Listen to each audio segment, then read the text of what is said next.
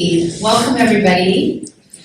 Thank you so much for joining us today.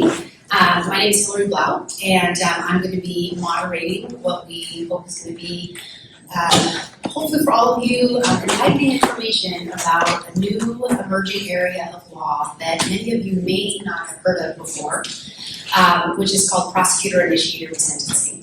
And this is an area of law under something you may have heard more about, which is second look laws, policies around addressing long sentences. But our goal today is to introduce you to this emerging area and give you an opportunity to hear from people who have pretty unique and distinct experiences and perspectives about the justice system. Hi Tina, you're in the right place.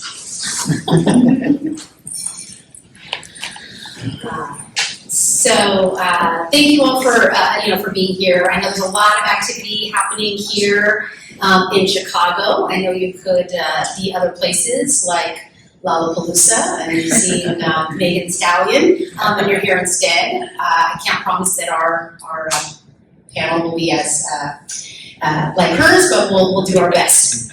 All right. One housekeeping is that there is CLE offered for today, so if you haven't already, before you leave, you want to check in outside so you get your CLE credit. Not that that's why you're here, but let's all get our credits. So I want to just briefly introduce who's up here with me. We have Gelb, who is the president and the CEO of the Criminal Justice Council. We have Dwain Woodley, who is the Assistant District Attorney of San Diego DA's office. He's the second in command out there in San Diego. And then we have Phillip Villanueva, who has gone through the resentencing process and is here to tell you a little bit about his story. So these are the speakers for today, and I'm just going to tell you just very briefly a little bit about myself, and before each of the esteemed panelists share with you their perspective, I'll do a little bit more of a bio on each of them. As I mentioned in my auxiliary, I am the founder of this organization. It is a national bipartisan organization called For the People. We are the architects of this law called Prosecutor-Initiated Resentencing, which I'll tell you a bit more about. I'm a former prosecutor, and after I was a prosecutor for a number of years, I worked a little bit on some reforms, all with the vision of how can we balance this really complicated job that prosecutors have about keeping our communities safe and holding people accountable. So that's a little bit about me.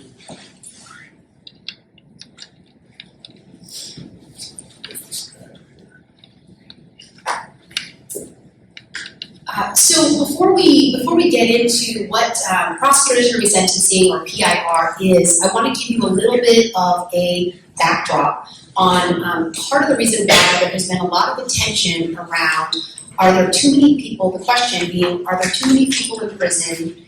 Is prison the only solution for keeping our communities safe? And for how long do we need to have somebody incarcerated to both hold them accountable, to achieve rehabilitation, and protect our communities? So, on a parallel to this question, I want you to hold that in your mind for a second, which is really the genesis of the work that I do, is a backdrop around the numbers. So, the U.S. is known for a lot of things. Unfortunately, the U.S. is also the leader in incarceration. We incarcerate more people in this country than any other country in the whole entire world, right? So just know that. We have about 2 million people in prison and jail, so 2 million people who are incarcerated behind bars. We have about 3.7 million people who are under some type of correctional control, probation, parole, many of whom are exposed to the chance of having to return back to prison. Some states that have lifetime parole. So just to give you a sense of the volume of people that are ensnared in the justice system in this way. And we spend about $80 billion a year to keep the criminal justice system alive. In my home state of California, we actually spend about $130,000 per person per year to be incarcerated. So that number varies across the country, but it gives you a sense of how much we're spending as a nation, and then even in certain states, what you're spending per person per here to be incarcerated, raising the question, is this really the best way to use our scarce resources in this country?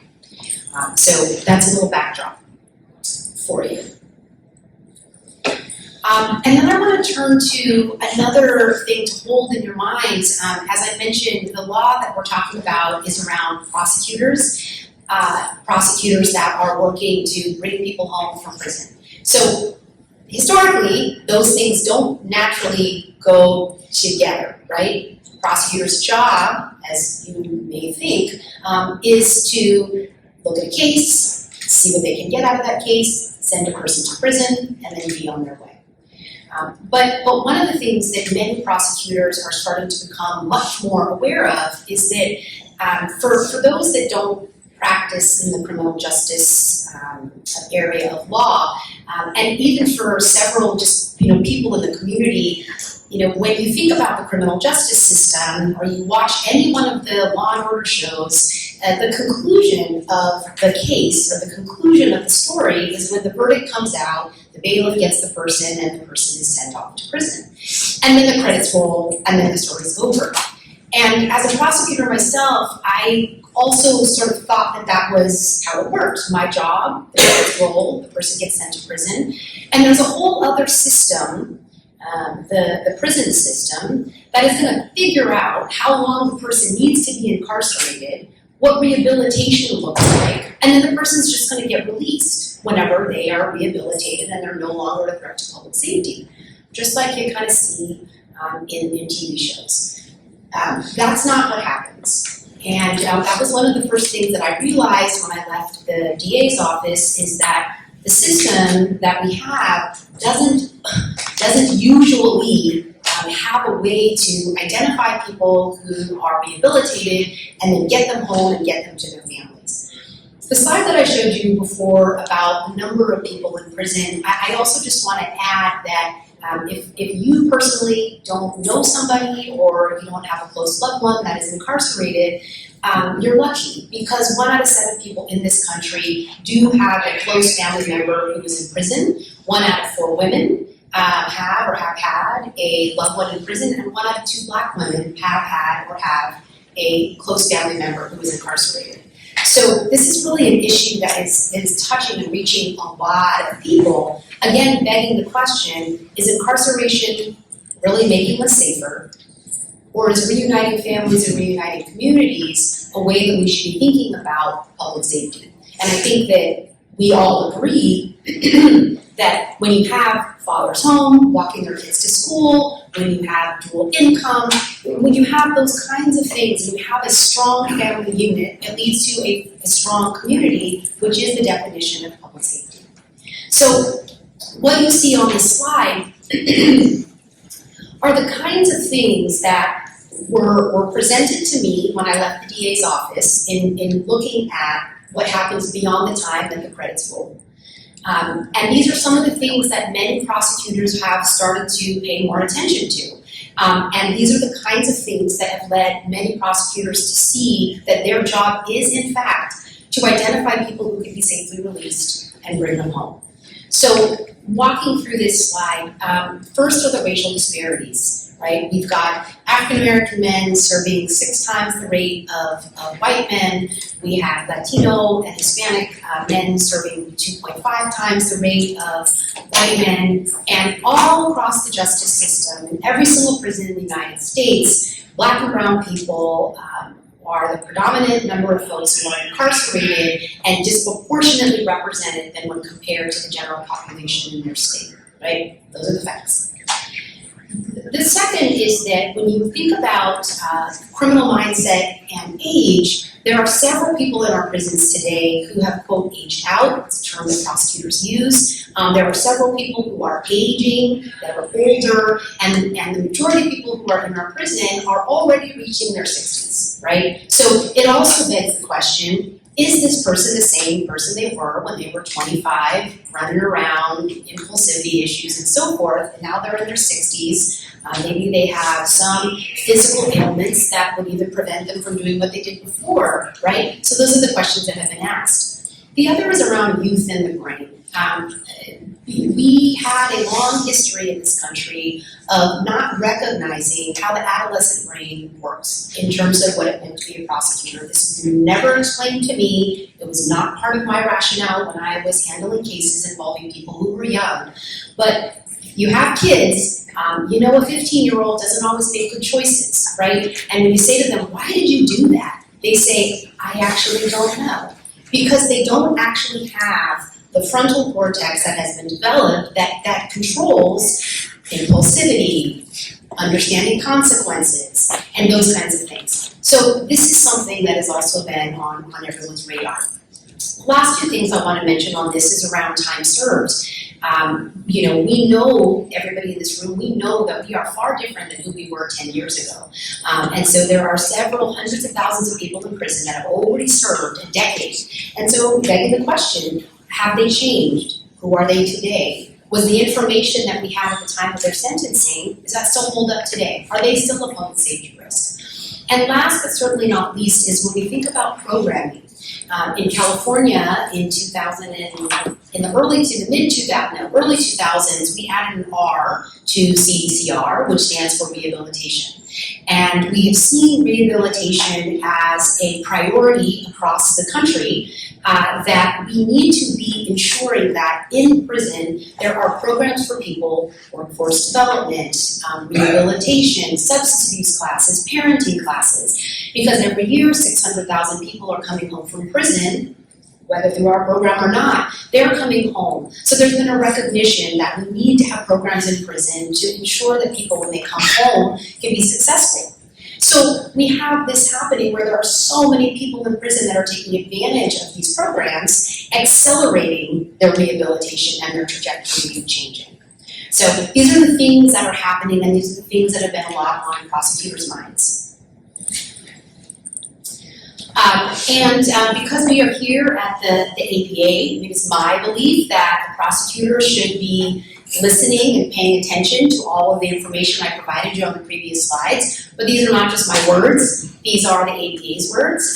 These come from the standards that a prosecutor is not just a case processor, but they are supposed to be a problem solver. Solving problems like, how do we keep our communities safe? These words are not mine, but they're here. They should seek to reform and improve the administration of the criminal justice system. And when they are aware of inadequacies or injustices, that they should play a role, right? They should play a role in promoting, stimulating efforts to remedial action. So when a prosecutor is confronted with or becomes aware of an injustice, it is their job to address it. And our position is that if a sentence was just at the time of the sentencing, great. If 5, 10, 15 years later, that sentence is no longer just, it's a prosecutor's job who sought that sentence to make sure that the sentence is fair today, even if it's 10, 15, 20 years later.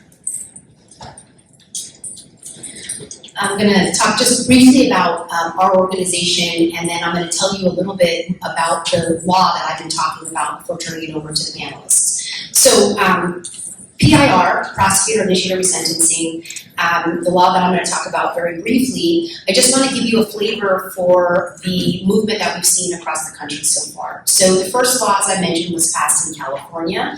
The law has now been replicated in several other states. 5 states, and I'll show you a map in a moment. About 1,000 people have been resentenced since the beginning of this movement around prosecutor-initiated resentencing. So that's 1,000 people who have been resentenced at the direction, participation, partnership of a prosecutor saying, yes, I believe this person should no longer be in prison. And we estimate about almost $1 billion have been saved. Because the people's sentences that have been shortened, people who have been released, they were slated to possibly spend 10, or so years in prison. So when you think about not only the years that were saved from just coming home that year, we also need to think about the pass-through savings that happen for people who were slated to spend another decade in prison. The mechanics of the law. So here's how it works. It's pretty straightforward. At the time of sentencing, the prosecutor says, here you go, Your Honor. I've analyzed the case, I've analyzed the person's rap sheet, I've made an assessment about what the community needs to be safe. Given the information that I have at this time, I am requesting that this person be sentenced to 20 years, let's say. The prosecutor will make sure in that sentencing to include conversation, input from the victim about what the victim also is seeking, not that the victim's position is just positive, but it will be incorporated in that decision. And then the judge makes the final call on what the sentence will be. At that time, the prosecutor is exercising their discretion. They have a lot of discretion at that time to decide, how long should this be? Should I strike this enhancement? Should I add this enhancement? What should I do here? What does the community need me to do to make sure that they can be safe? And what do I know about this person so that I can make this estimate about what that really looks like? That's what happens. So prosecutor-initiated resentencing is basically just going back to that same place and time, except for now the prosecutor has new information. So the mechanics of law are the following. It is discretionary. Prosecutors can opt in or opt out. There's no mandate that they do this. It is just one of the many discretionary tools that prosecutors have. There are no mandates, as I mentioned. There are also no carve-outs. So there are not certain crimes that a prosecutor is told to resentence, and there are not certain crimes that a prosecutor is not allowed to resentence. But the prosecutor will make a decision based on their community, based on their resources, and based on their platform that they have stood on in terms of when they were elected. Victim engagement is required, so the prosecutor will engage with the victim, find out how they're doing. This may be 10, 15 years later after the victim has had time to process, grieve, and heal. And then it also requires collaboration with the defense bar, with the court, and most importantly here, with the community. And when I say community, I mean both people in the community that may have brought this case to the attention of the prosecutor, but I also mean those that are running reentry organizations, workforce development, housing. So it is a partnership with all of these organizations. It is a true opportunity to do something, even though we are adversarial in the criminal justice system, but do something that is collaborative. And the last two pieces are that the court is the final decision maker, so we have these checks and balances built in. It is not just the prosecutor decides and then people just come home. It is just as it was at the beginning, where the prosecutor uses their discretion, makes a recommendation around public safety, and then the judge makes a final call. The sentence cannot go up.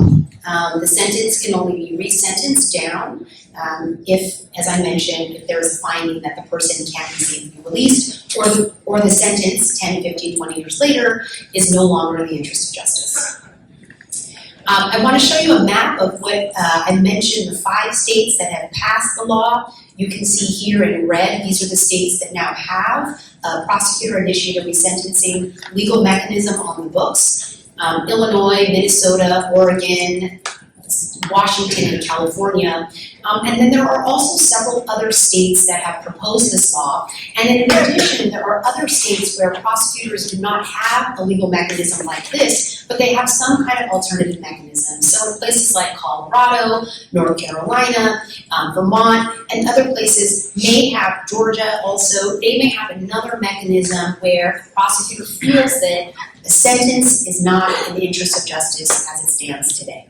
So we support many of these offices, both in enacting these laws and identifying these other legal pathways if they don't have a law, but then also supporting around implementation, helping DA offices to get access to their prison data, get a sense of what the sentencing trends have been in their jurisdiction, and then also working directly with incarcerated people and their families to as you'll hear a little bit about today from Phillip. There was we're going to brag a bit, but there was a resolution that was passed by the ABA and the House of Delegates. You can see some numbers here. That basically said that the ABA is urging that more of these PIR laws are passed. It is a pathway to this balancing of accountability and justice. And this also sits within the broader framework of the ABA around the promotion of broader second world laws. And so I just want to close briefly for my section to say that you saw the map, and we are grateful that there has been a kind of movement thus far in just 5 years to get these laws passed, and also work with several prosecutors across the country. About 40 prosecuting agencies across the country are doing this work, but we have a lot of work to do still. There are hundreds of thousands of people. There's been research and reports that have come out that have said that there's hundreds of thousands of people that are rehabilitated, that don't need to be in prison, and our goal is to try to identify as many of those people as we can, reunite them with their families and communities, and all under the premise of trying to keep our communities safe. So with that, I'm going to turn now to Adam. And, I guess we do need 2 microphones. Thank you. I'm just going to say a bit about Adam. Adam, I'm going to read this, so I don't read anything out, but Adam is the president and CEO of the Council on Criminal Justice, and this is an invitational membership organization, nonpartisan think tank that is dedicated to building consensus for policies and practices that enhance safety and justice for all. Adam has been working to do this effort of making the world more just for about 35 years as a journalist, as a congressional aide, as a state government official, and then now a nonprofit executive. And so we're so glad that you're able to be here. So I want to kick this off for you, Adam. You have a lot of expertise around long sentences, about kind of broader second look. And so to get us started, I want to ask you about the now pretty popular report that came out, the Task Force on Long Sentences, and tell us about the findings. And these aren't my words, but these are a bunch of experts that have said about long sentences aren't always making us safe. Great. Am I on? Yeah, working. Thank you so much, Hillary. Thank you for your vision and leadership in the field generally, and on this issue specifically, and especially for pulling together this panel today and this discussion. Really appreciate it. And thank you all for being here. This is must be the hardcore criminal justice group here. Really appreciate your being here. As Hillary said, I run a fairly new organization, the Council on Criminal Justice. We're not an advocacy organization. We're not a coalition per se, but as she described, we're an organization that's looking to call balls and strikes in this area to be a credible voice so that people, particularly practitioners, policymakers, can have a place to turn to when they feel like they're hearing this from one side and this from the other side. It's like, what are the facts here? How do we cut through all that? Hillary mentioned we have 2 parts to the organization, think tank and membership. We have now 300 members, people who were elected by our board of directors to be members of the Council on Criminal Justice because of their track record of accomplishment and their promise for achievement in the field going forward. Hillary is one of those 300 members. And our core function is to put the think tank and the membership together, form subgroups of members, and ask them to focus on particular problems and make findings and recommendations. The Task Force on Long Sentences was our 6th, maybe 7th in our short life. Around it launched in 2019, and got this off the ground in 2022. And at the time, I'll say it's something that we wanted to do as an organization from the get-go. But at the time, recall, we were in a period of spiking violent crime. We had a historic rise in homicide in 2020, it kept rising in 2021. And that was the period where we were scoping out this project, trying to raise money to get it off the ground. And people were saying, what the heck are you guys doing? Why would you try to kickstart a conversation about changing how we deal with long sentences in the midst of a homicide spike? And our answer, organizationally, including from both the people who ended up being the co-chairs of this task force, Sally Yates and Trey Gowdy, bipartisan pair of prominent prosecutors and leaders in this space, said now is exactly the time we should be having this conversation because people are in a search for answers about what to do about violence, are reaching increasingly for longer and longer sentences, which is very expensive. So we should examine closely whether that's the right that's the right approach. So we put together this task force, and Hillary's asked me if you pass me that clicker, I got a double fisted here or something. So let's see what happens if our stuff comes up here. So I'm just going to tell you a little bit about the task force and what they found and what they recommended. All right, so I told you it was established in the spring of 2022. We defined long sentences as those 10 years or more, and the charge to the group was to assess the nature and extent of long sentences and develop recommendations that strengthen public safety and advance justice. Here's a look at the first group of folks who were on the task force here. I feel like they held in Illinois to point out, in addition to Trey Gowdy and Sally Yates, we're co-chairs there. That's Catherine Bocanegra from here, and Lisa Daniels, also from Chicago. Here's I'm just going to spend a couple minutes on some of the key findings that we already sort of shared that overall number. Notice in this data period that we have reliable data, comparable data to pull from. Looking at 2005 through 2020, you saw this increase from under half to a good bit more than half, coming up on 2/3 of the state prison population of the country being there for long sentences. But note, let's see, that's what's graphed. What I want to also call your attention to is that while that share has increased of the prison population, the number of people who are in prison for long sentences has actually stayed flat for about the past 10 years at about 45,000. And the main reason why the share has gone up is that there are a lot of efforts to divert people with short sentences out of the system.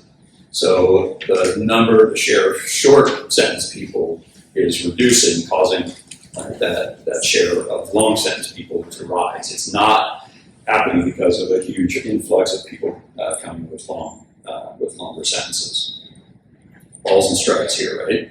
We're going to see a little bit more of that here. We took a look at how does the U.S. compare to other European and other countries for which we could get data for these kinds of things, to see if the extent to which the U.S. is an outlier on this front. And what you see in this chart here is where you'll be able to read those names of those jurisdictions, but all of the blue or whatever color that is, what color is that? Teal.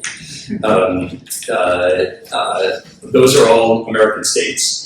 And the brown or purple lines are other countries. The gray one that sticks out there is the U.S. average right there. And so you see we are significant outliers to the extent to which the Americans impose long sentences. Again, however, we also have a higher violent crime rate. And so if you're asking the question, how much more punitive is the U.S., not just how many people lock up for long sentences, but are we more punitive? How is the system playing the cards that it's dealt? Then you would adjust those rates for rates of violent crime. We're not able to do that for all violent crimes. We use homicide as a proxy for violent crime rates overall. And when you do that, you would see, and unfortunately I don't have a graph for you today, but you would see a real jumbling of those, of the order there. In fact, Georgia, which is number one there, becomes 36th on the list in homicide-adjusted rates of long sentences. Alabama, second, becomes 55th, and then Norway, which everybody likes to point to as a very enlightened on these fronts, actually is at the bottom of the pack in an unadjusted rate, but becomes 16th. Right? So just really, really important how you analyze and look at this. It depends what the question is that you're asking. How punitive are we versus how many long sentences do we have? The next thing to turn to is again, we're kind of gorilla in this question, in this issue, right? What is the impact of long sentences on public safety? What would be the effects on public safety if people serve less time? This is just the conclusion of the group from looking at literature. I'm going to talk about some original research that we did on this front in a second. but I think we have to acknowledge that most of the research that's done about sentencing and recidivism and public safety, it did not really look at long sentences. Right? It's a literature that is not specific to long sentences. But the general literature overall and what we found that had been done on this finds that there's no either no effect or very slight effects on recidivism when compared to shorter sentences.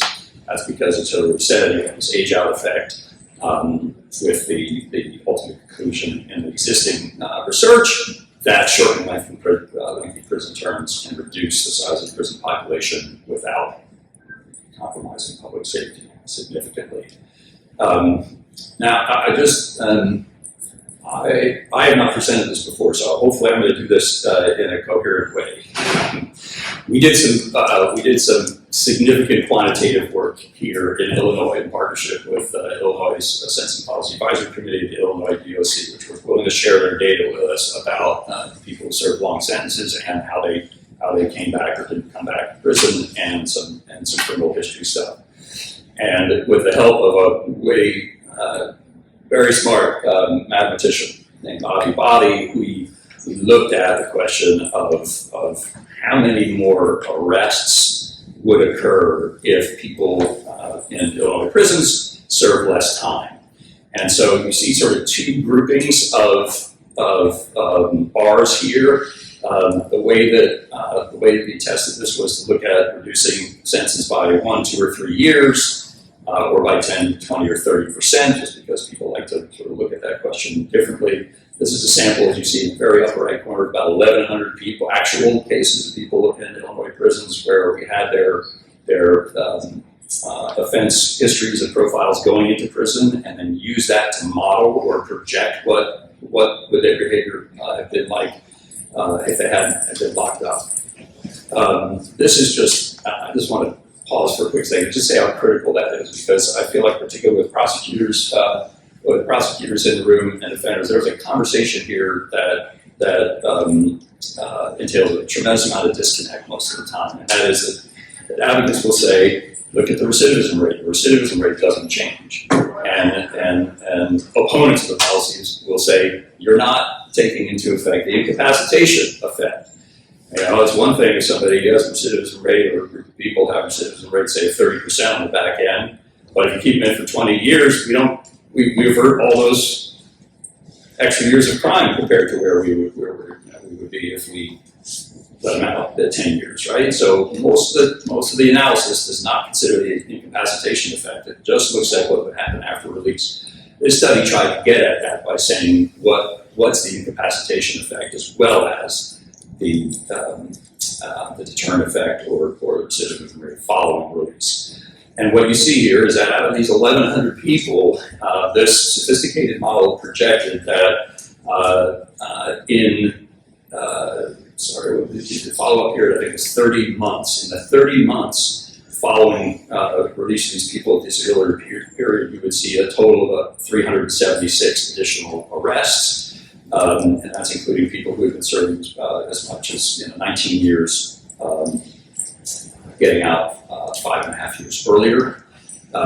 We looked at that number of arrests as a proportion of overall crime in Illinois, and you can see that even those some fairly substantial reductions in those long sentences and the arrests that would have occurred in that incapacitation period, right? These are things that would happen that wouldn't have happened because somebody was locked up. You see that they're less than a couple hundredths of a percent of what would be the total crimes that occurred in Illinois during that period. And then actually, because of the robustness of this data, we're able to break that down by offense type. So those are groupings again cut the sentence by 1, 2, 3 or years, or 10, 20, 30%.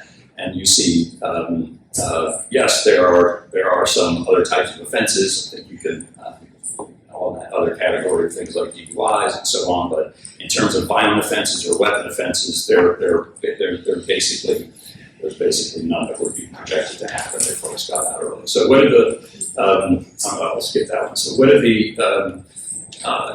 what did the task force do with this research and the findings that were made along these lines? They made 14 recommendations. I'm not going to go through all 14 here, just focus on the one that speaks directly to PIR and second looks generally.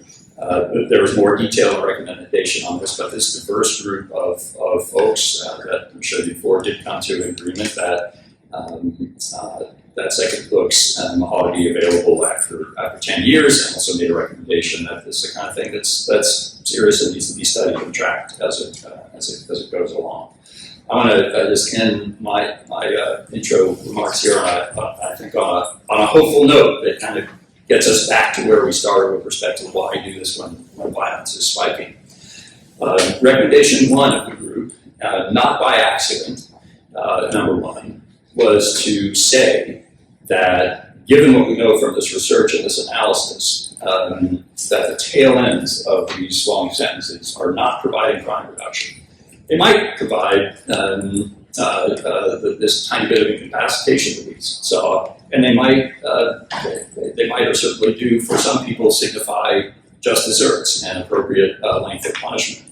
But the task force basically said unequivocally that if you want to make the argument for years 19, 18, 17, and 16 of a long sentence, do it on the basis of punishment. Just say that's what you're doing it for. We're doing it for because we think that justice demands that somebody serve those extra years. Don't try to justify it on the grounds of public safety because it's not providing extra public safety.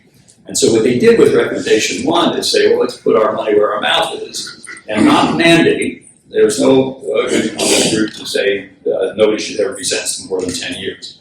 So not a legal mandate, but a fiscal incentive to say that if jurisdictions reduce their use of long sentences, we want to count up the savings that would accrue to the state prison system from that reduction and capture that money, put it in a violent crime reduction fund back to the county that's reducing its use of long sentences at the front end for community violence intervention, for other evidence-based strategies to reduce and prevent violence on the front end. They sound a little bit like a wacky idea. Those of you from California know and other states that have done performance incentive funding on the probation side to incentivize probation departments to reduce revocation. We know that this has been done and that it works without a legal mandate. So I think that's it. So yeah, I hope that's a sort of a hopeful note, and I thought a really neat thing that our task force did to try to say we can do better here. We can reduce long sentences and reduce violent crime at the same time. Thank you. Yeah, so I have one follow-up question for you, Adam. How receptive did you find this information in talking to prosecutors? Because obviously, there's not a lot of convincing that you would need to do, with the defense bar, right? They'll be supportive of this. They're wanting their clients to come home. The information and the data is, it's very compelling. And so just curious about what interactions you've had or what hesitation or ways in which maybe prosecutors have said that they don't agree with this.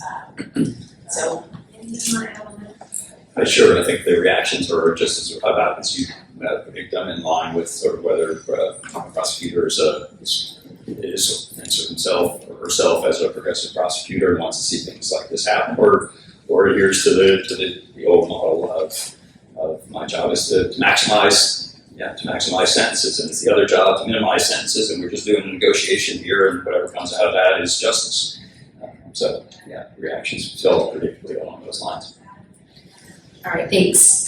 Well, we will turn now to Dwain, who is a prosecutor that probably wouldn't have had that reaction if the first conversation he had about looking back was looking at this data. So Dwain, say a little bit about you. Dwain is the assistant DA in San Diego. He has been at the office since 2001 and has overseen several divisions within the 5th largest county in the country. He was promoted in 2018 to become the chief deputy DA, and then in 2021 selected to be the number 2 in the office. ADA Woodley has served honorably also in the Navy, the United States Navy's Judge Advocate General Corps from 1989 to 1995. And so we asked Dwain to be here because this isn't about being progressive or conservative or moderate or any of the politics that you may have come to know about with prosecutors, and kind of what Adam said, that sort of party line. Dwain has been, since the first day we met, he's a prosecutor's prosecutor. He's a career prosecutor, and is trying to problem solve and trying to figure out how to define justice, which, as you know, if you went to law school, there wasn't a class called What is Justice, but it is really a term that is evolving, and Dwain's been really a champion in trying to figure out what that means, and has been a real ambassador for Prosecutor-Initiated Resentencing since the very beginning. When PIR was passed in California, went into effect in 2019, he was the one that resentenced the very first case, and his office is definitely one of the leaders in this work for the last several years. So I will turn to you. I guess I want to start with, it just seems like there's not a lot of conversation that we need to have because the numbers and the details that we just heard are so compelling that every prosecutor would want to be involved with getting people out, capturing some of this money, getting it back to your counties, being on the right side of justice. I guess there's a two-part question for you is, why was this an easy decision for you, and why is this so hard for other prosecutors to get on board? So, well, thank you for having me here, and I appreciate that. And as Hillary's talked about, when the law passed in California, we had community members asking our office to consider their loved ones' cases, and we really had no mechanism to actually give them any kind of relief. So, when Hillary's efforts to get this law passed in California, I took it upon myself and was directed to take a look at the case first, as requested some community members. And at the time, I was a prosecutor's prosecutor, I guess, and had prosecuted gang crimes and been head of many different felony trial units in our office, and hadn't really looked at this area of work very much. So I took it upon myself to take a look at this particular case. And it was important to me because as I dug deep into this case, it's a gentleman who had done multiple Resbergs in his life, was actually only doing a sentence of 50 to life based on doing a Resberg. He had prior Resbergs that struck him 3 strikes in California. And so I went and took a look at his prison file, looked at what he was doing in prison, saw that he had gone to guys' education, got some drug treatment, had mentoring young people in prison at a time when he didn't have any hope that he was ever going to get out of prison, but he really wanted to help younger folks to do the right thing. And that really struck a chord with me because he was doing it for his own self-benefit, not for anything that was actually going to benefit him, but trying to help other young people. I talked to his family and met with his wife, and I met with community members who were all advocating for his support, and talked about how they established the ratio plan for him in the community and what they intend to do to help him with housing and job skills when he got out. I then went and talked to the victims of his crimes and explained to them that this law had passed and that we were taking a look at his case, explained to them what he had been doing while he was in prison, what he had accomplished, and asked what their opinion was. And both of the victims of this case both said, I think he's done enough time. It had been about 18, 19 years since he had been incarcerated. They thought that was enough time and thought he deserved a chance to get back in the community. And so we took all, and then I went and looked at our case management system and looked at, over the last 5 years, cases similar to his case with priors like he had, current offenses, and see what kinds of sentences people were getting, what kind of plea bargaining we were offering those folks today. And then the last 5 years, up until this point, no one had received a sentence more than 25 to life. No one had got a life tail on any of those kinds of cases. So it made me realize we're not giving people these kinds of sentences that he received 18, 19 years ago. Here's a gentleman who turned his life around, had community support, victims supported it. Why not take advantage of this as an opportunity to bring him home and bring him back to his family? And so we did that, and we were successful in got him resentenced. And when we went before the court, we explained everything to the judge. We were concerned about the judge's reaction, but they were also very supportive when you present the case in the way we did to the court with the victim support. So that was the beginning of the process. And then we partnered with PIR to look at other cases. And PIR sent us a list, I don't know what it was, about 1,000 maybe, people incarcerated from our San Diego County. And at the time, I had realized that there were a lot more people in prison like this gentleman who were doing all this time, had additional time left on their sentence, but were really ready to get back and unite in the community. And so what I did was I had my fellow chief deputies at the time, I handed them out several of those cases so they could go back and take a look at it. And I did that on purpose because I wanted them to, on their own, to change their hearts and minds about this work. Because once they dug in and started looking at these cases, they realized the same thing that I did, that there were a lot of people in prison doing time that were ready to come back in the community. And that was the beginning of the socialization of this process with our office, because not everybody in our office agrees with this. They didn't agree at the time, and some of them probably still don't agree now that we're doing this, but that was part of the process. But it's important for them to understand, important for the leadership to understand actually what's going on, what has happened in our criminal justice system, and how we can make a change of uniting people back in the community. And we do it in a balanced approach. Obviously, we consult with all the victims in every single case. And I don't think we've had only one case that we resentenced where victims adamantly opposed to us resentencing them. Most of them, when you explain it to them, you explain the time, you explain what the person has done, you can explain their reentry process, the community support. A lot of folks are really supportive of people coming back and being back with their communities. And I think that's what started us, and why I realized that this was so important. And so we started our own unit, Prosecution-Initiated Resentencing unit within our office, and to begin to do this process, continue to do this process. I think that one of the things that we always hear about, and it's a real issue across the country. I think there's reports that have come out that it's about 30% issues that prosecutors are having around retention and recruitment. So lots of offices are struggling to fill seats. There are certain things in the justice system that are not discretionary or opt-in, opt-out, but there are court dates that are happening and people need to be there, trial schedules and so forth.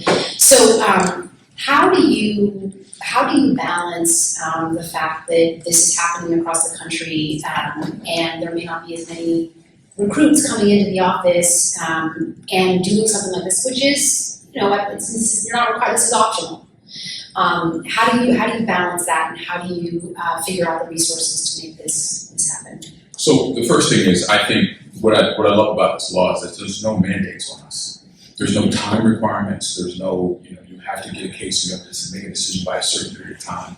It allows us the time to actually do a thorough, in-depth look at the person and make sure that we're comfortable with doing it.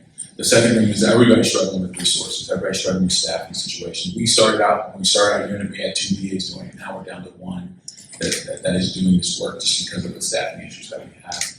But I also think that this work is something that if you talk to our young people that are coming into law school that want to do the work in the criminal justice system, they have an idea of what justice is now, and they would like and are attracted to this type of work. And so for us, we're using it as a recruitment tool to get people to want to come work for our office, to see that as prosecutors, we're not just about the prosecution and operation part of the office, which we still do. We prosecute people and send people to prison for long sentences. We still do that where appropriate. But I also think a lot of people, young people, are attracted to this kind of work, and so we're using it as a recruitment tool.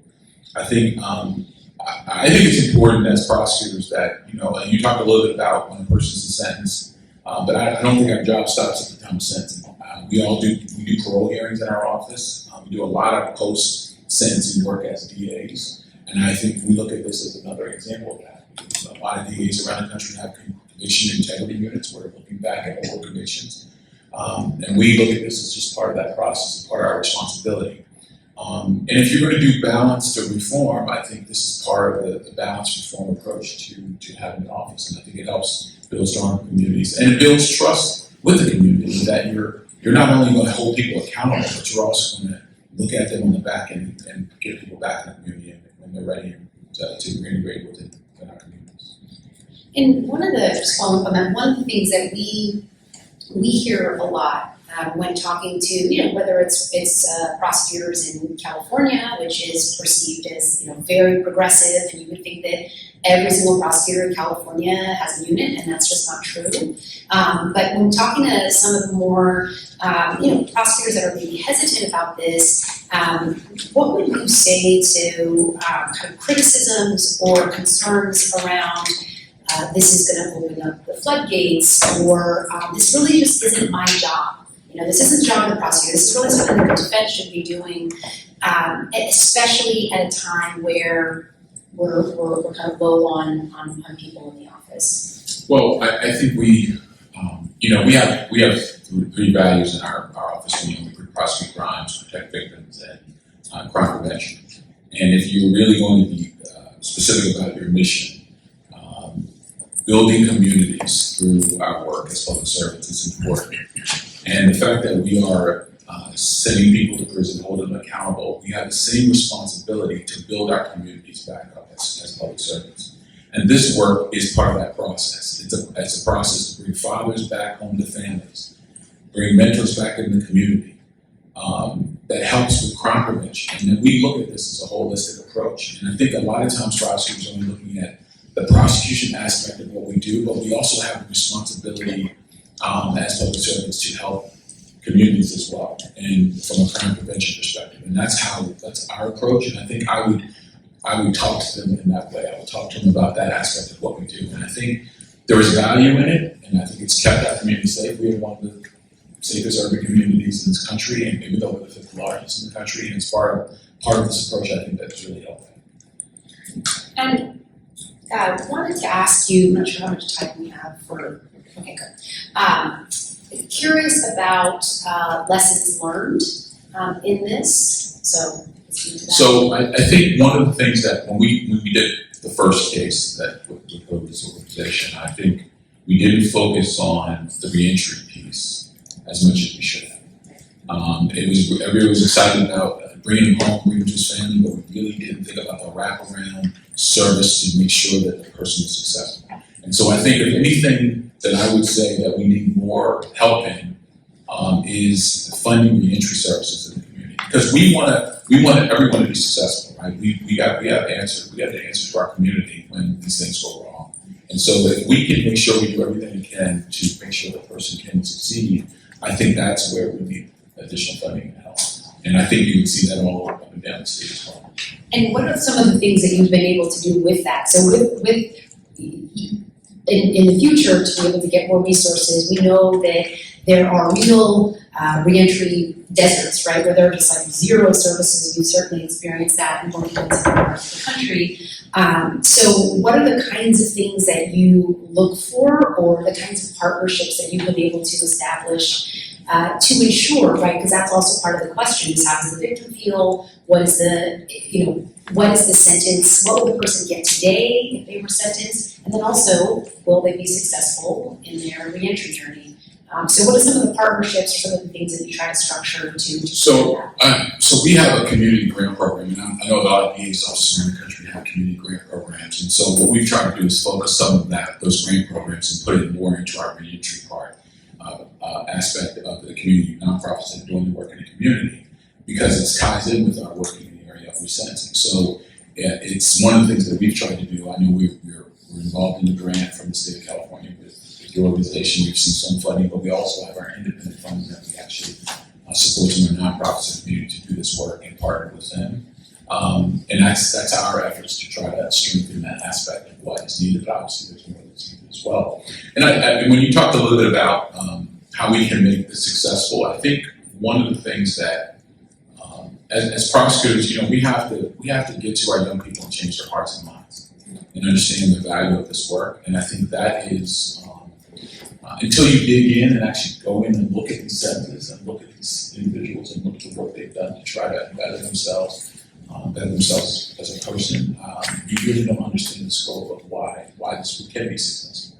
We have about a 7% recidivism rate right now, and that includes from people who are resentencing that reach out to us from the community, our own initiated resentencings, and as well as from the Department of Corrections that come to us asking us to resentence people.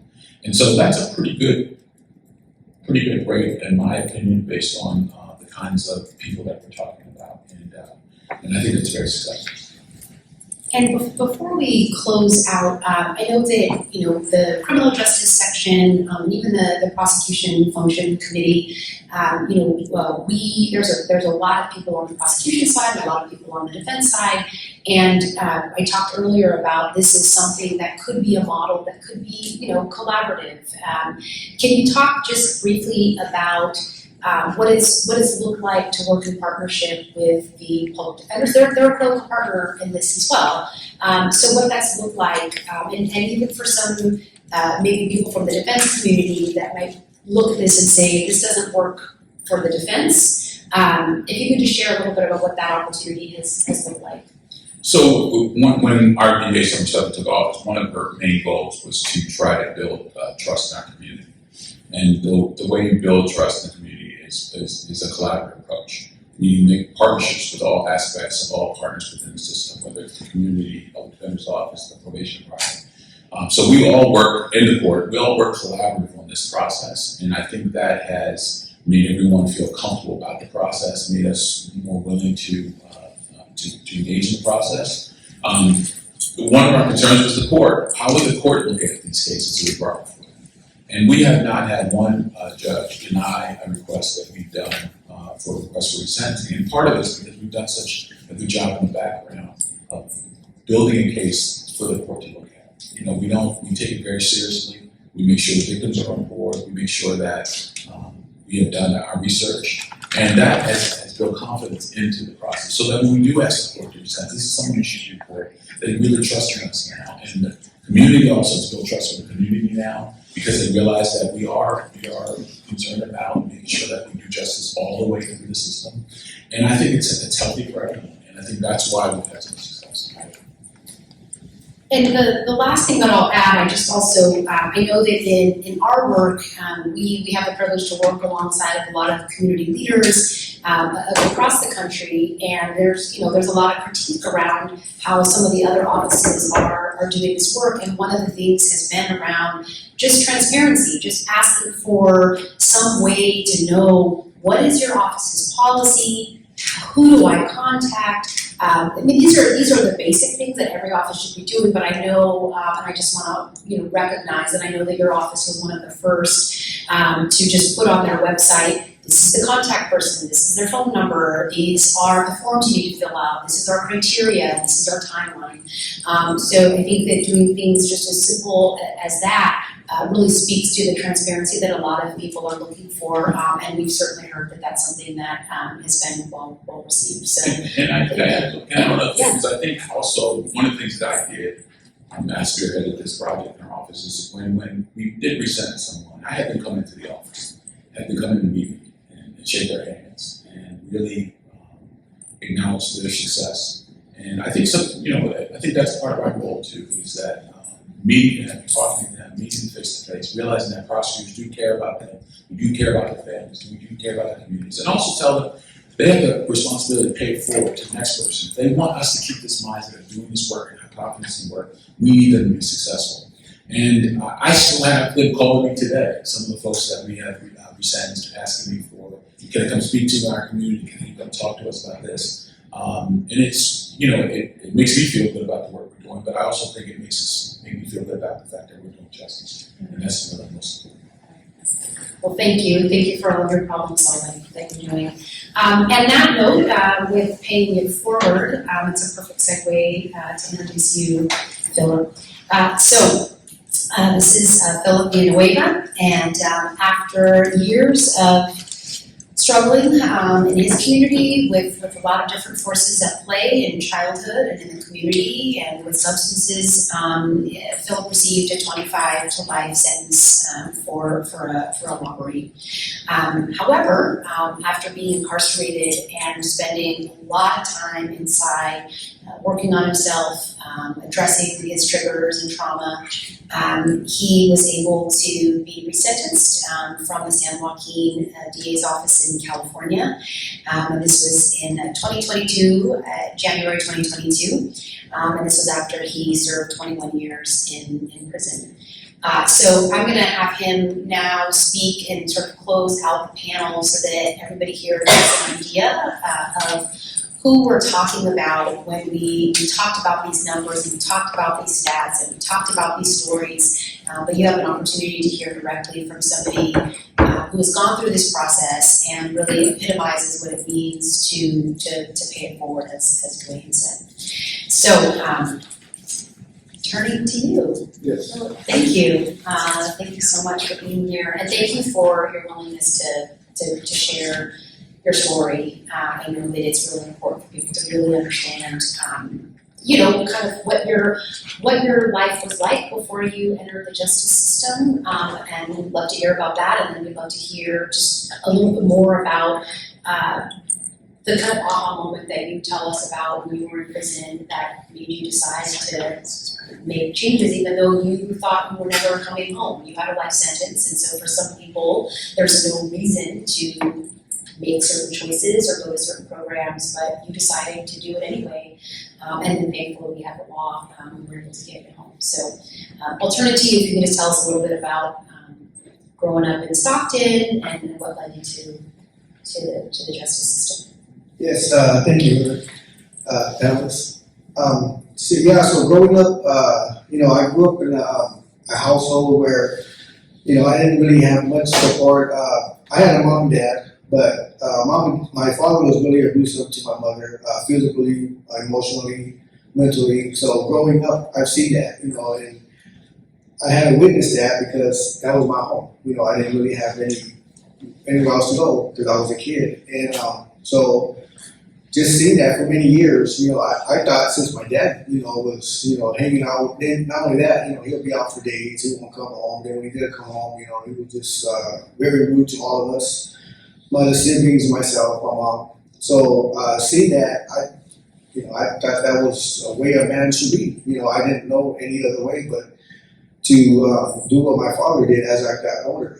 So that gave me, gave me the opportunity to run out in the streets, find neighborhood kids that were, at that time, my neighborhood was really aggressive with the parents, what they did, and the kids, we used to run out in the streets and, hang out with each other, and, we didn't have no guidance, we didn't have no curfew, we didn't have anything like that. So because of that, I got to see, the bad side of my life as I was, really young, hanging out with kids my age. We would, at the age of 13, a group of kids and I got together, and for some reason we vandalized the school, and I was the only one that got caught at the age of 13, got arrested. The police officer took me home.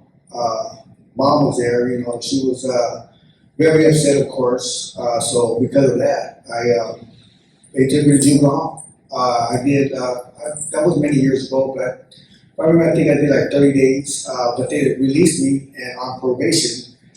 And at that time, I didn't really have, again, I was in the same breath, I was same parents, so because of that, that just kind of just left me thinking that I could just continue just, doing more bad in my community.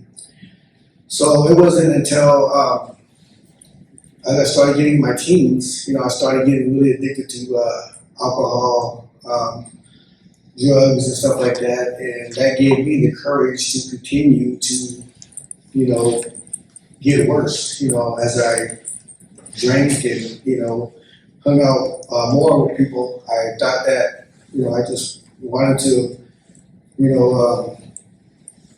try to be like, the tough guy, whatever neighborhood. And I committed, numerous crimes. Alcohol and drugs gave me the courage to commit burglaries, robberies, and it wasn't up until 2000 when I got arrested for robbing a local store, which gave me, I was 27 years old at the time. The judge was not playing with me because I already had 2 priors from 1994 from the burglary and robbery. And I had signed a deal for 2 strikes at that time. I didn't know what I was doing. I just wanted to get out of prison jail at that time. But little did I know that in 2000 when I committed that robbery, that was my 3rd strike. The district attorney wasn't playing with me. The judge was upset with me. So for some reason at sentencing 2000, the judge took it upon himself to strike one of my burglaries. But the district attorney wasn't happy. He was very upset because he thought that the 3 strike law at that time, anybody with 3 strikes has to get, found guilty of that 3rd strike and do 25 life. So the judge gave me 20 years, struck one of my strikes, left me with 20 years and 2 strikes. So I was incarcerated. In 2004, while incarcerated in my 2000 robbery, I got a recall back to the court. My public defender said, the judge said that, he had, the district attorney appealed it to the Court of Appeals, and the Court of Appeals said that the judge abused discretion because he had the authority to strike a strike, only the district attorney did. So I got resentenced, got 25 to life, and yeah, so when I got 25 to life, Yeah, sure. Okay. I mean, maybe we can just take a breath with that. That's a lot to digest. So at 13, and then another offense where you're agreeing 2 strikes and not really understanding what that means to be saddled with 2 strikes. Not caring because you're seeing, well, I can either just agree to this and get out, or I can try to fight it. And I'm sure the public defender was probably trying to get you to just fight it, and you were thinking, no, I want to get out. And then, the robbery at the donut shop, and now you're looking at a life sentence at 27. So, when the question, I guess, for you is, I know that in talking to you in the beginning of your sentence, it's like, what's the point? I'm going to be in here forever. So if you could just tell us about what that was like, and then why you even decided that you wanted to go in any of the, because it's not required. You're not required to work. You're not required to take classes. You're not required to do anything. So tell us about that sort of decision that you made. Yeah, so when I got the 25 to life and I went back to prison, I didn't really have any hope. I just felt like, there was no way of me, getting out, coming home anytime soon. So I continued to, get in trouble, act out, and I just, for many years, I didn't think that, there was no hope for me because I thought that when I got resentenced that was it. Nobody cared. There's no law going to help me. And that was in 2004, but in 2000, as time went on, I started getting, I got tired of getting in trouble. I got tired of sitting in the cell. I got tired of, not having any free time, not, going to the yard or whatever. So, one, I just wrote a letter to a group that they had, which was called Alcoholics Anonymous, asking if I could, get a seat to go over there just to get out of my room.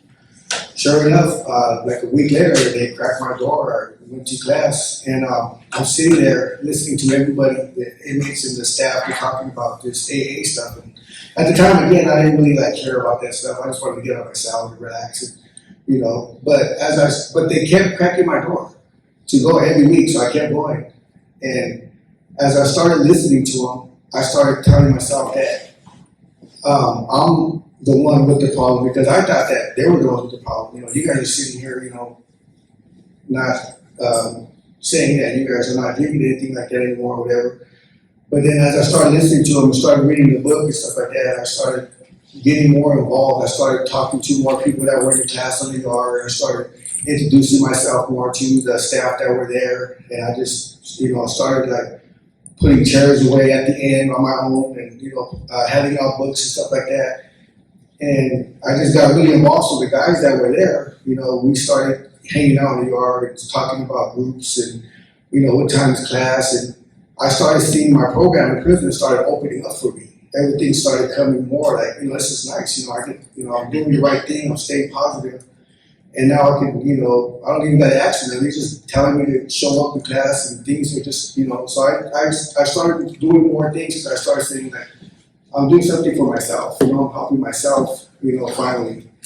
Instead of doing bad for so many years, I want to learn how to take care of myself because nobody else is going to do it but me. So I just continued, going to classes. Different classes started opening up. And as I went to my annual every year, the counselors were very satisfied with my program. I was staying out of trouble. I was doing a lot of classes, and they kept giving me a lot of opportunity, more and more. So I just continued to, help myself, and I started growing, and I started feeling better about myself. So I started doing the work on myself. I started, opening up to people in classrooms and stuff like that. And, I just, as time went on, I just felt like really good about myself. Like, I think that, even though I got a life sentence, and at that time there was no law changing for me. That was in 2007-8. I just knew that things were going to get better for me somehow, some way. If I just continue to, stay focused and grow and. And can you talk so AA was kind of the first program that you got involved in, not because you just wanted to get out of the but it just sort of evolved for you. Can you talk about any of the other programs that really had an impact for you? Yeah, so towards the end of my sentence, 2017, I went to a prison called Valley State in Chowchilla. And I seen that they had a dog program there, and that was amazing to me. So I was like, wow, they have dogs here. So I had a friend that was a dog trainer. I knew him from another yard where I was at. And we started talking, and he gave me the opportunity to feed his dog. I wasn't a dog trainer, but just to see a dog was amazing after 17 years of incarceration in another prison that was getting no program that much like this. So I just he had asked me, hey, if you're interested in the dog, being part of this program, I can put a good word to you to our supervisor. So it worked out for me because I got involved with the dog program. I became a dog trainer, and that was one of my, programs that I really wanted to understand. Like, I grew up with dogs, but, I never knew how to, properly train a dog until I actually got into the program. And, so I continued with Pulse for Life. That was the name of the program that I was working with. And I became a youth offender mentor in there. So I was working both at the same time. So they actually allowed me to be a mentor and a dog trainer. So they were kind of concerned because they thought I was getting overwhelmed. It was too much for me. So one time it was funny because the counselor called me to the office because he wanted to talk to me about something. So I go over there. So, he told me to bring the kids that's working. I had 5 youth offenders that were incarcerated with the youngsters. So I take him and I take my dog with me. So he comes out, he's like, what's all this? I go, these are mine, this is my dog, and the 5 youth offenders I'm working with. He's like, oh my God, you actually have all? I go, yeah, I'm working with everybody. So he was amazing. He was like, wow. So he started talking to all the youth offenders that I worked with, and he was looking at the dog. So those are my 2 passions to continue. I would like to continue to train dogs today, hopefully someday, but yeah. And what was it, what led you to wanting to work with the young folks coming in? And how young are we? They're 18 because they're adult prison, but right. What got you into that? What got me into that, it was so when I went to Valley State, it was a counselor there when I first got there. I was doing my annual, I just had got there, so it was like when you first get there, they look at your record, whatever, see like what you're doing and stuff. And the correction officer, she was a CC2, and she was doing, I think she seen all the program that I was doing. And she was like, you know what, I want you to be one of my youth defender mentors. They haven't started yet, but we're going to open a class here, and I want you to get involved. You know, I was really excited about that. She goes, because you have a lot of credentials that you've been doing for many years to help out here.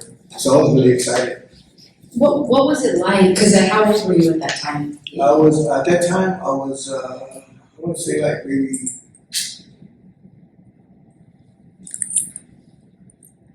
like 41. So what was it like being 41, talking to an 18-year-old that maybe had a similar mindset that you did around 18? Like, what was that like? It was different, but what the things that we had in there, because I was already an inmate and I was locked down for so many years, they for some reason they attracted that because they're like, this guy's been here forever. You know, he just didn't get off the boat like I did. You know, so I'm gonna listen to him, and you know, they gave me the the opportunity. So when they see me in the yard, you know, like my program was a lot different than a lot of other guys. I would continue either I'm in class,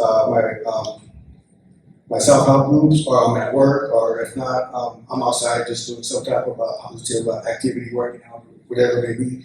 So they see that, and yeah, so we as I talk to them, you know, we have a lot of similarities. So the way I grew up and the way, you know, they're living today was, you know, so I can tell them like, you know, my story and stuff like that. And they were like, I don't want to definitely be like, OG, you know, you've been there for like a long time. Right. So that kind of gave me hope, even though, you know, they see me in there for so many years.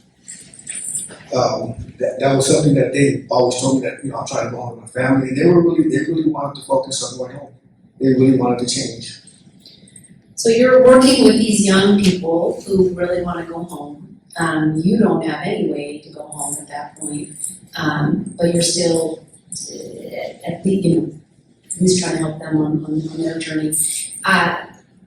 Tell us then about when the actual opportunity arose that you might go home. Yeah, that was a beautiful feeling. So I was working optical PIA, and then when I was working, I was there working PIA optical. I had a friend of mine that was a 3-striker as well. He was an older guy, and he had told me about the law that was helping people come home. And so he told me you should look at it. So we talked, and as soon as I got free time, I flew to the law library, and I started researching that law. And you know, Lord and behold, all the criteria, I was like, I meet all these criteria. And that right there just, you know, I just got excited. Like, you know, I'm no longer, seems like I have some kind of hope now. You know, so I immediately wrote a letter. I don't know why, but I immediately wrote a letter to my district attorney, because that's what they said, write them a letter to see if, you know, if they accept the letter. So I did.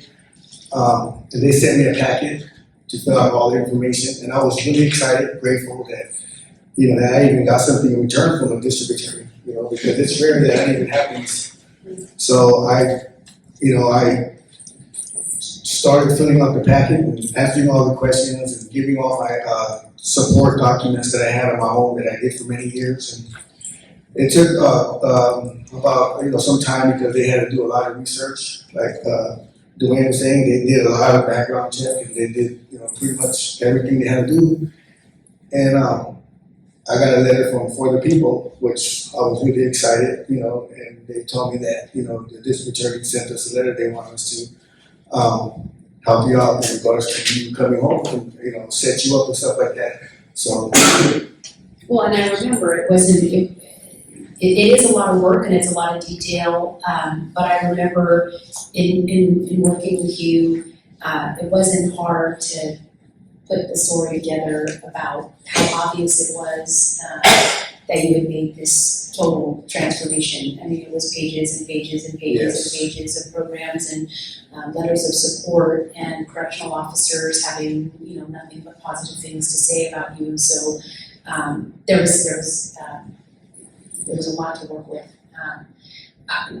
Tell us about what it was like when you did actually learn that you were coming home, and what coming home has been like. Oh, well, so I got a letter saying that, I got a letter from the public defender saying that you're going to be sentenced coming back to court. But when I seen that, I just felt like, well, that didn't really, I was excited, but I actually got a packet from the district attorney explaining to me that, we are gonna resentence you immediately and everything, and that's when everything hit the fan. I just, pretty much got on my knees and just started, sobbing to myself, grateful that, this opportunity is finally here, someone's actually gonna, help me, with my freedom. And so I got abducted. I went to a hearing on the phone. They did the hearing on the phone. The district attorney recommended my immediate release, and the judge was just like, he was just in agreement to everything. It was just a smooth process. The judge was, I'll strike this, this is that district attorney. It was just going back and forth. And I just was on the phone astonished, in a little room, a little cell room, and I'm just like, I can't believe this is really happening. So they, they told me that, I'm going to get immediate release from prison and pretty much good luck out there, and I was really excited. And then 5 days later, you were home. 5 days later, I was home. Well, we said welcome home when you first came home. Yes. Say it again. I before we open it up to questions, if you could just share, kind of what you do now, and kind of what's a day in the life like for Phillip Villanueva. So today, since I've been home, when I came home, for the people was there for me. They had job opportunities, they had financial support. So I was very grateful for that. Although I didn't really need a lot of stuff, but they did help me financially to help me get on my feet and stuff. And my brother had a job set up for me in Stockton called Schaefer Plastics. We make trash cans there. I started off working on the line. The supervisor immediately, the plant manager immediately liked me at work, so he had asked me if I would like a full-time job there. So I told him I was really excited. So not only that, the manager for shipping and receiving asked if I to go over there with them. So today I'm a forklift operator for Schaefer Plastics. I've been here since I've been home. I love working. I'm always there every day. My boss is like, why don't you take a break? So I just love working every day. I'm there. Today I also work with concrete development in Stockton, California. I'm a peer mentor support. I go there Wednesday, Thursday after work. I support the youth that my executive director puts them in the class, and we have classes for them. And I'm there to help them, with whatever struggles they may be going through. They want to talk to somebody. They, whatever, now that they're starting to see me, they're starting opening up to me, and I really appreciate that. They tell me things that, that they're trying to, fix in their life. They're telling me things that they're trying to work with and stuff like that. And yes, and today I'm happily married. My wife been with me since day one, so I'm very grateful for her. She's sick and lonely right now at home. Well, and you told us last night that this is the first time you guys have been away from each other since you've been home. So thank you for joining us here today. So that concludes our panel presentation, and we'd just like to open it up to anybody if you have any questions for any of the panelists. But this has been better than I expected, so thank you so much. Yes? 2 questions. One with regard to you, Hillary. When you advocated for the law in California to be passed, were you participating in that as an advocate when the law was first passed in terms of Prosecutor-Initiated? So I was the principal drafter of the law, and actually it was myself and defense attorneys and appellate attorneys that thought that there was a law on the books already that would allow prosecutors to bring cases back to court, and we looked at the penal code and couldn't find anything, and so I drafted what is now PIR for California. and then brought that to a legislator and also a prosecutor. So the district attorney of Santa Clara was the sponsor, and then the author was Assemblymember Phillip. Was part of that, and was the re-entry part of that associated then or considered just the funding, what's going to happen after individuals are released? Was that subject of any kind of discussion, robust or otherwise? It was definitely a conversation, but there was no funding attached to this bill. We were able to go back to the legislature after, there was questions, I'll just be candid, that are you even going to get any prosecutor to do this work? Are you going to get any prosecutor to use this law? And so after we were able to show that there is an interest in California, prosecutors do want to use this law, we were able to go back to the state legislature and get an $18 million investment into 9 different counties. And so that funding goes to the DAs, the public defenders, and then to a community-based organization to support reentry. So we weren't able to get it at the outset, but we were able to get some funding. It's not enough to cover the needs around reentry, but we were able to get some funding.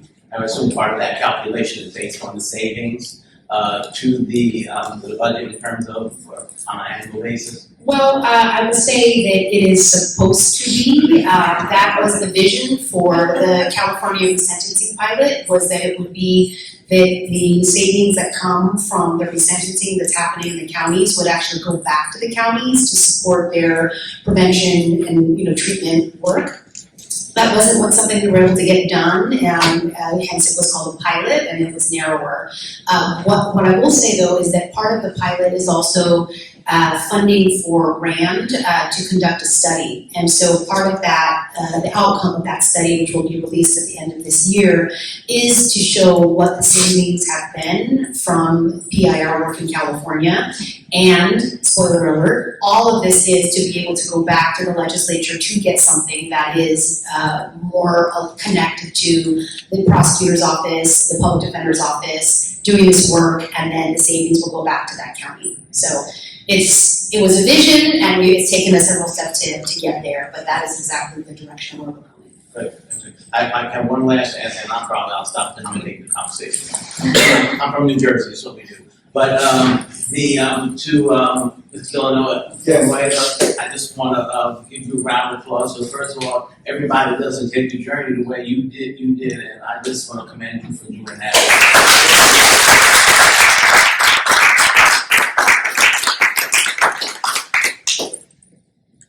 Ms. Blout, California has an existing parole apparatus, and yet it appears this project was deliberately designed to be outside of that apparatus, and I'd like to know what the thinking was in that. Sure. So in both Mr. Villanueva's case, and then I would say, and then Dwain, please jump in several of the cases that have been resentenced, several people are in prison who do not have an opportunity to get before parole because there is an enhancement on their sentence. So they will not get to parole for 10, 15, 20 years. And so we really thought about this and really designed this to be complementary to what parole is doing. So for those that will never see parole because of the sentence that they have, and there is an enhancement on their sentence, that now in the interest of justice could be struck by the prosecutor and by the court. Those are the kinds of cases that will typically go down this pathway. There are some instances as well to just sort of underscore the kind of the collaborative nature of this with parole and with PIR, is that there will be some cases where the prosecutor will adjust the sentence, resentence the person, and then make them parole eligible and get them back to parole. So again, we really see this as something that's complementary and kind of on a parallel track, but working in coordination with parole. Yeah, I think that's important because everybody that we resentence doesn't mean they automatically are getting out of prison. We reduce sentences, so that makes them parole early as well. And I will tell you, the parole process is part of our considerations as well. There are people that we've looked at where we're not sure about, but we know they have a parole hearing coming up, so we wait for the parole process to be completed. Then we go back and take a second look at the person at that point as well.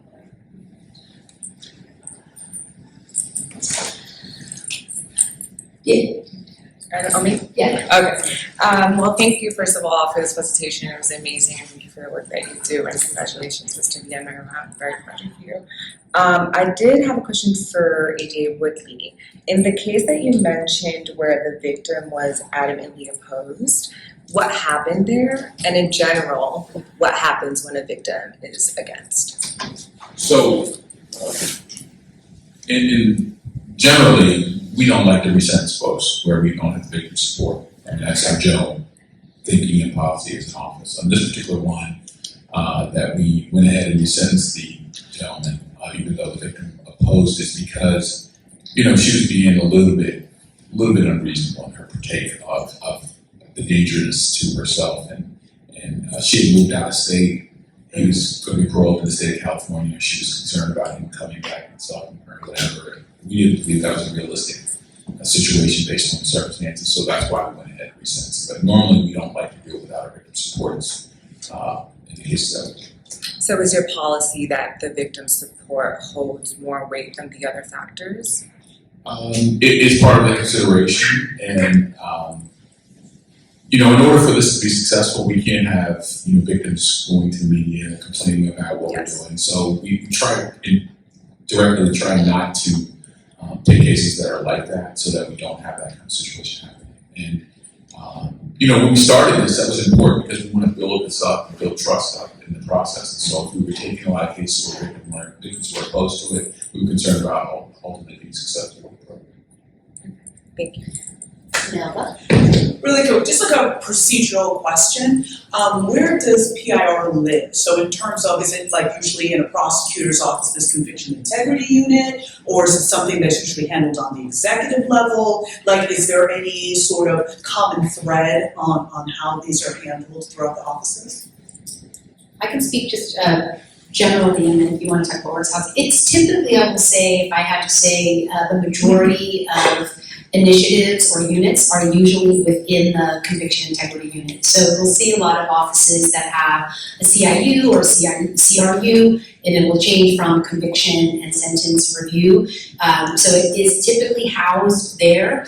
If it is a smaller office that may not have a fully staffed CRU, then it will typically be the number 2 in the office, the chief or assistant, with a paralegal or another attorney that might be doing some of the front end work, but it'll be the chief or the assistant that is kind of making the final determination and then having the elected also sign off. That's typically what we see. And so we put ours in our special operations division, specifically to separate them from the rest of the operation in the office. We didn't want DAs having an influence with their former cases, so we completely separated them in that division so they don't have that kind of interaction. Yes. Hi. I have a question for Mr. Woodley. That is, we spent a lot of time in the criminal justice section on issues like reentry, second looks, and the like. And one of the things that we know is prosecutors' officers that are successful do partner with community issues.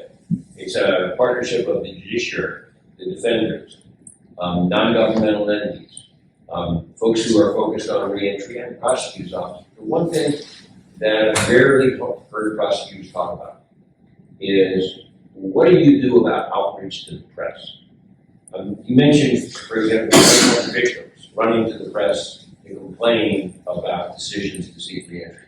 But you make affirmative efforts to educate the press about what you do and why you do second looks, and to tell them basically about the success stories like Mr. Villanueva in your community?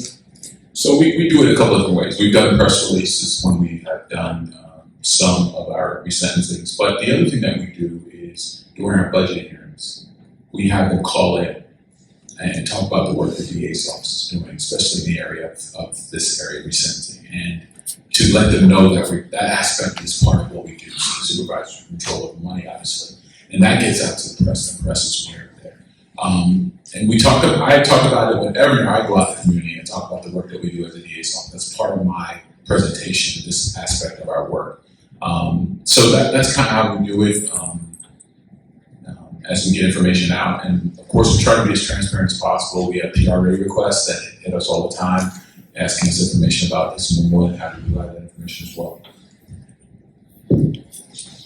There's also a lot of coverage that is out there. I mean, our organization certainly tries to educate the media about this emerging area of law, and typically we do try to connect reporters and journalists both to the DA offices and then also to people like Mr. Villanueva, so that both of those perspectives are shared, that it's kind of the change is happening in both.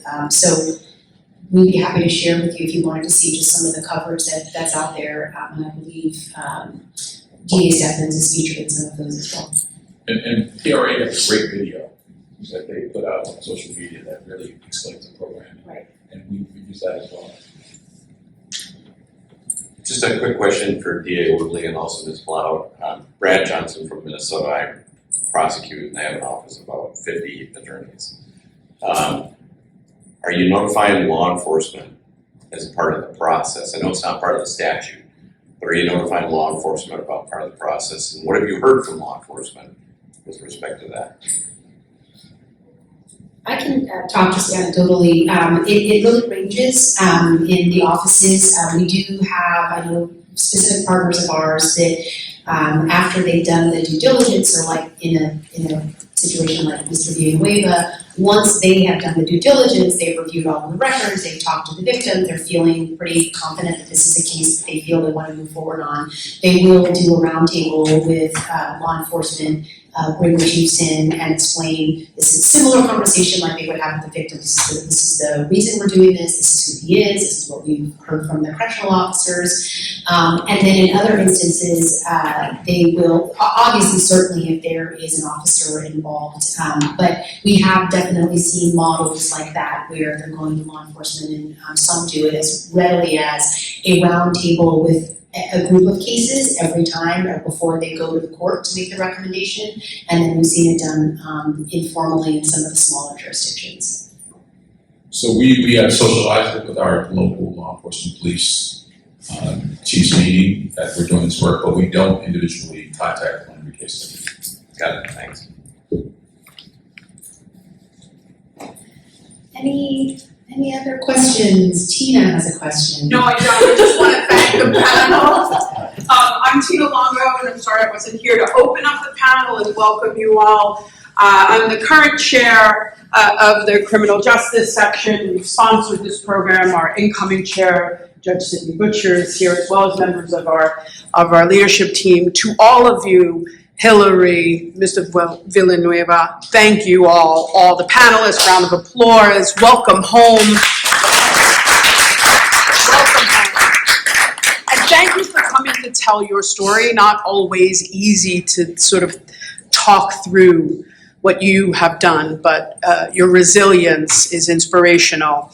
If you love the program and you are not a member of the criminal justice section of the ABA, I encourage you all to join. I also encourage you to stay for the next panel, which is an overview of this year's Supreme Court.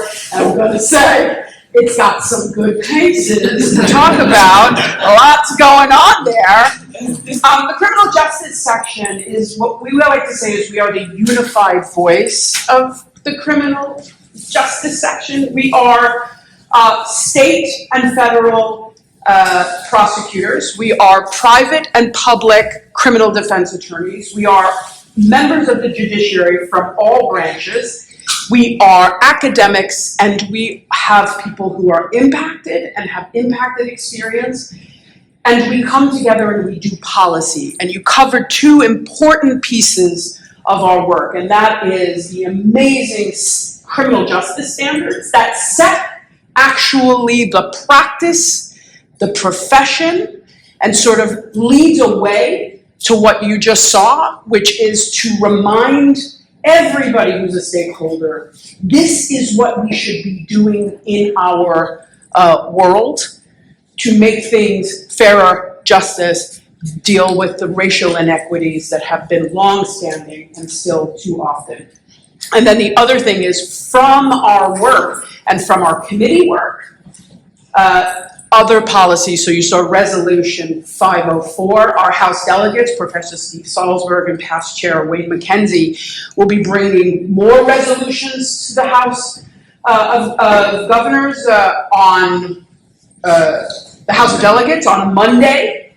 And when the ABA takes action, it becomes national policy and then leads to, obviously, change. So if you're interested, please join the section, and thank you again. John, more rounds.